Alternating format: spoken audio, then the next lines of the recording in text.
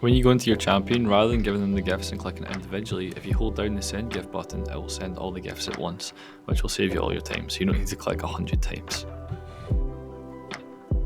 In the speed up section, you can actually combine speed ups within your city to give you 200% buff. So it's really important in the game to hide your VIP in monarch settings. This can be done in the options and then toggle these buttons here. This means players can't see the buffs that they give you. When cultivating a general, you can actually pick a specific trait. So for example, for gathering generals, you would only want to cultivate politics. In your shrine, if you're trying to activate the buff but don't want to spend lots of gems, you can easily purchase these tributes from the Alliance shop instead.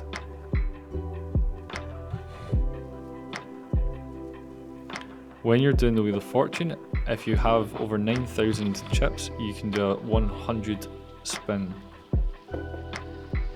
You can create Monarch Talent Tree presets. This is good, for example, for one preset to PvP and another preset for gathering or growing. If you have a lot of the free taxis, the best way to do it is to use them in bulk after already taxing. So as you can see here, I'm using one free tax, although it doesn't actually increase the amount of resources you're getting per tax. So what to do is to use gems a bunch of times. So as you can see here, the ores went up to 58,000. And then use your free taxis. This will give you more resources.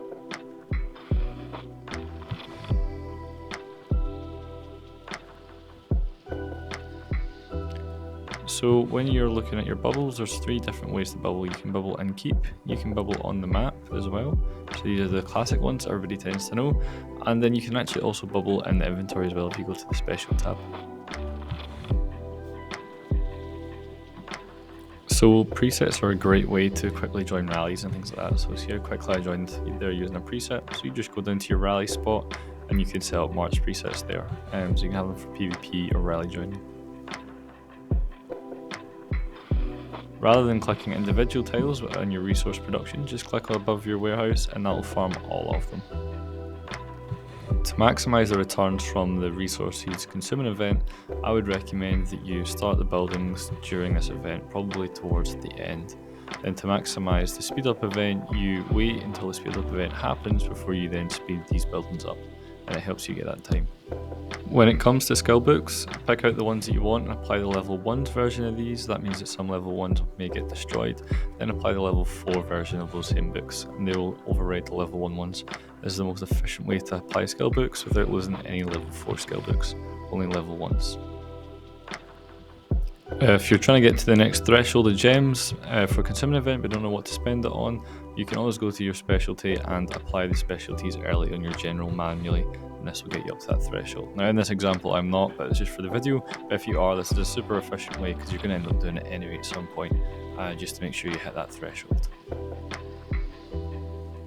So to skip to the $99 pack, just select something you've not got enough resources for, click get, and there's the $99 pack without having to go all the way up starting from $5.